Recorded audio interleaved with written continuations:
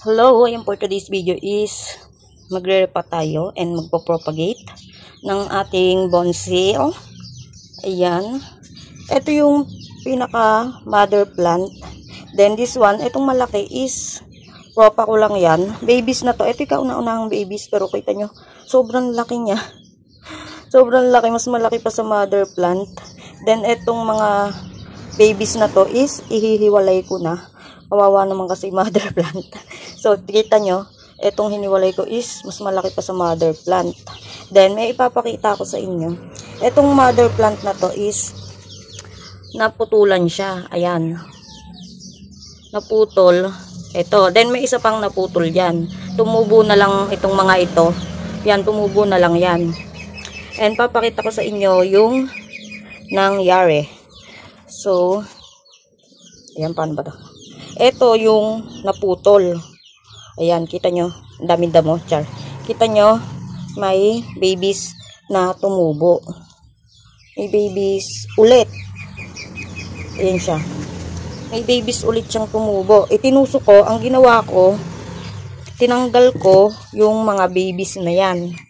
Ayan, tinanggal ko siya doon sa, eto dito. Ayan, dito, tinanggal ko siya dito.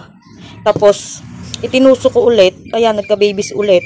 Ang dami nang nakuha ko. 1, 2, 3, 4. Ito kasi, ito yung maliit na to. Ito yung naputol dito na maliit.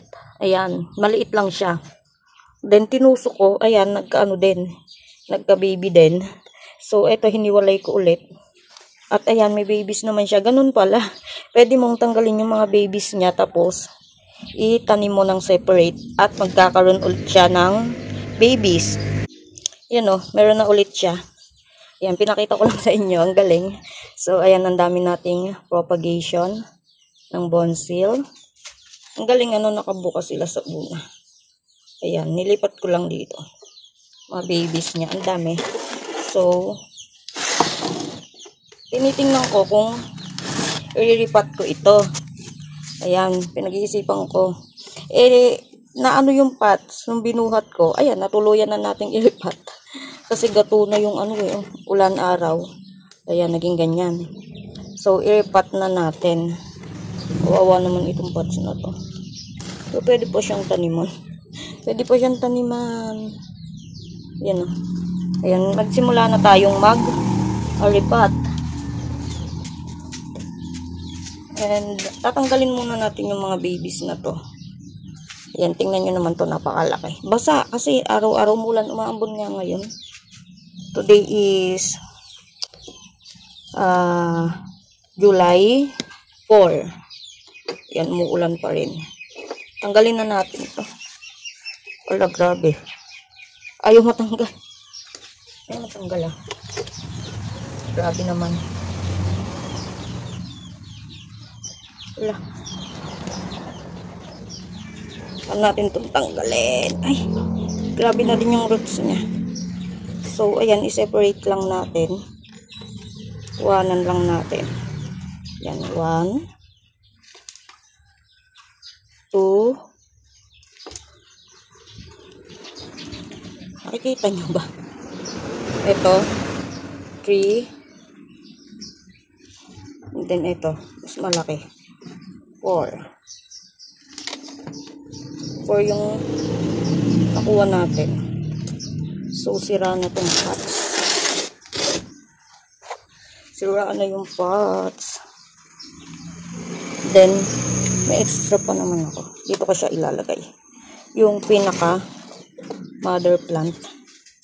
Then, tanim na din natin siya. Okay. Ito is may rizal.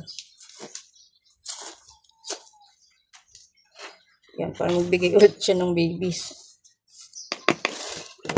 Yan, ito yung pinaka mother plant. Yan.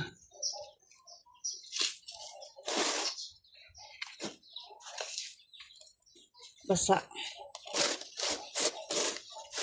So, ayan. Medyo lubog yata. Kuhaan na lang natin ng dito. Is may toppings pa nga ito eh. May toppings pa siya. garden soil. Hindi naman maselan sa akin ito. Bonsil. Yan. Kahit na ulan siya. Maghapon umuulan araw-araw, okay lang. Isang basa. Hindi katulad ng succulent na di kaya. Nalulusaw. So, ayan. Hindi ko nalalagyan ng toppings. Dati may toppings. So, ito loam soil. Ang tigas, oh. Kaya ibaba na natin ito isa. Ayan yung pinaka-mother, then ito yung babies. Tapos, ito pa yung mga babies niya. Then, ito is yung naputol. Pinropa natin, ang kalat natin. And, ayan. Magpropa tayo ng magpropa. Pasensya na sa kamay ko at marumi. At, ano kasi, basa. So, ayan po pa lang naman for dito ko na lang lalagay sa plastic. Ayan yung isa. Tingnan nyo ang itsura. Sorry. Mulan kasi, tatalsikan sila. So, dito, ayan. Pwede namang ilagay sa ilalim pala itong ano. Itong dati niyang soil. Lagyan natin, sayang kasi. Ayan. May mga ano din po, pamis eh. Tapos, aanuhan ko na lang siya. Papatungan ko na lang. Masyado kasing malalim. So, ito is, ano lang yan. Mga pinapaglagyan ng candy. Ayan, ginawa ko. Para matamnan. Tamnan din natin. Basang-basa. Gumigay na pots. Puro ano pa pala to sa ilalim mo? Puro ipa. Puro ipa tong ano na to. Kasi ginamit ko din to dati. Niripat ko lang sila dito. Ginamit ko to sa aking succulent. Yan. Kanya. Then ito, maganda di soil na yan. May rice hull din kasi ginamit ko to sa aking propa ng purple haze, kaso niripat ko at nalusaw yung iba. So, ayan. Then, halagyan ko lang dito sa ibabaw ng, ayan, maraming rice hull.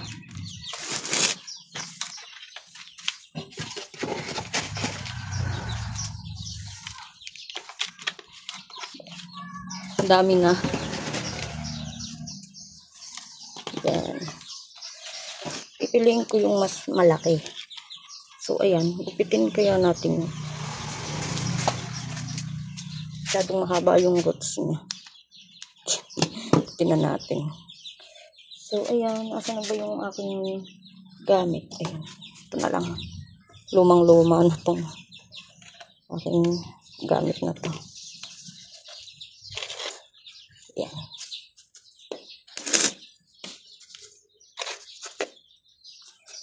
Ayan, ang cute. Ang cute. Kahit ano lang yung pots natin ginamit. Kahit recycle. Okay lang yan. Hindi ginagamit ko sa succulent ko eh. Na soil mix. Yan ginamit ko na din dito. Ayan. Padamihin natin. Bigay lang yan sa akin. Tapos, ayan. Naparami na. Mabait kasi.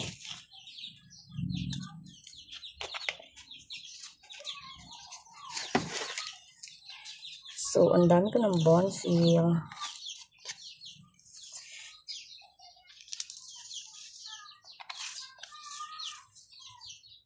At, thank you sa nagbigay ng ating bonsil. Ayan. At naparami ko na siya. Ayan. Nalagaan ko siya.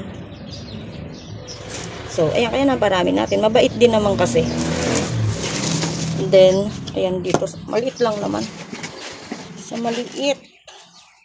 Ito lang sa maliit.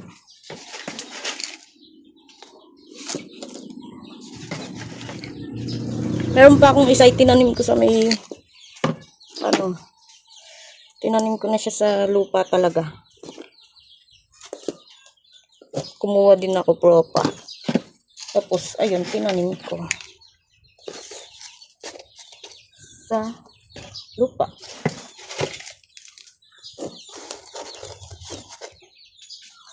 Ang dai ko na palang basil.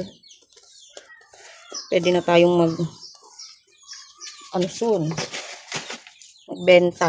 Char. Kala kong padamihin yung aking mga halaman. Tapos, yun, magpropa tayo ng magpropa. Pati yung sa succulent ko. Yan. Sensya na kayo sa aking kamay. At,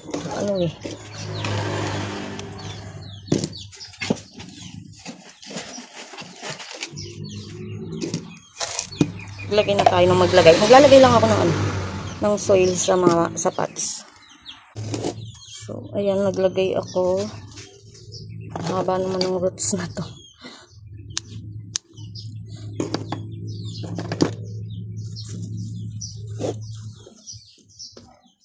Yan.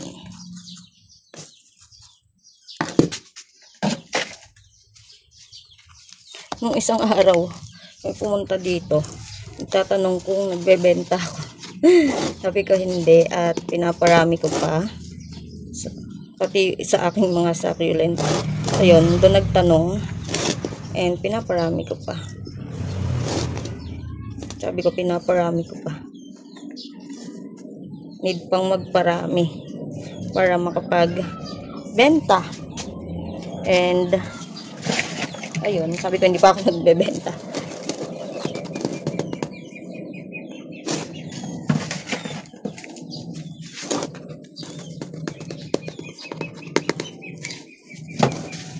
Magpropa tayo ng magpropa. Tingnan nyo, puro rice hull ito.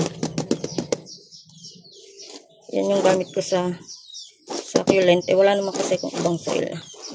Ayun, ganito nabibitak sa gilid yung pots. Tagal na din kasi. So, ayan. Last one na tayo. Last one na. Ang haba ng roots. Nairipat ko naman na dati ko ng basa. Kaya okay lang. Sa mga lumang pots ko na lang tinanim. Pwede pa naman. Wala na kasi tayong available na pots. Gagamit ko naman to. And